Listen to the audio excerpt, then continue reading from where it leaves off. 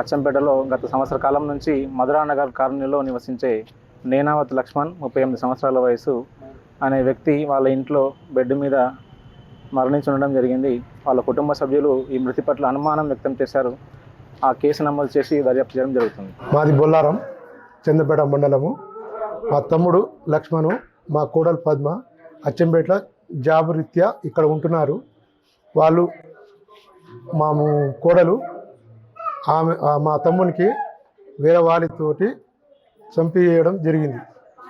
ఏ విధంగా అంటే వాళ్ళ ఎక్స్ బాయ్ ఫ్రెండ్ తోటి, వాళ్ళ సడ్డగుడు, వాళ్ళ చెల్లెలు, అమ్మాయి వాళ్ళ అత్తమ్మ, వీళ్ళు 6 కలిసి నైట్ ఆయనకు ఇంత మందు పోసి ఇంత చికెన్ మటన్ వండి తాపిచ్చి గొట్టలు పీసుకి గుద్ది కొట్టి దారుణంగా రాత్రి 10 గంటల 17 నిమిషాలకు ప్రాణం కోల్పోయాడు.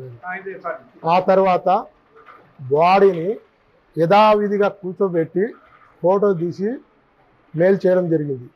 ఎలా విధంగా అంటే వీళ్ళ అక్రమ సంబంధాలు కొనసాగించడం కొరకు తన భర్తనే కడతీర్చింది.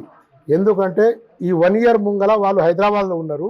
అక్కడ కూడా ఎఫ్ఐఆర్ ఉంటే నేనే దగ్గర ఉండి పట్టుకొని సమాజ్ చెప్పించి మంచిగా చెప్పించి 2 ఆడపిల్లలు ఉన్నారు, మంచిగా ఉండండి, మంచిగా తినండి, జాబ్ వచ్చింది, ఇవన్నీ మర్చిపోండి అని చెప్పేసి అచ్చంపేటకు తోలితే ఇక్కడ కూడా అదే తంతు, ఇక్కడ అదే రందాంతు.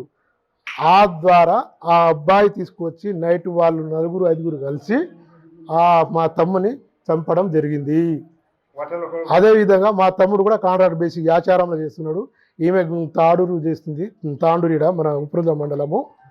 వీళ్ళు ఇక్కడ కూడా ఆ అబ్బాయి హైదరాబాద్కి వెళ్ళి ఇక్కడ పోతే డ్యూటీకి పోతే మన మార్గ మధ్యలో అక్కడ పోయి 2 కలుస్తారు. 2-3 సార్లు మా తమ్ముడు కూడా పట్టుకున్నాడు. నాకు కూడా తెలిసింది. ఆయన హెచ్చరించిన, ఆయన వీనికి హెచ్చరించిన, అయినా మారలేదు.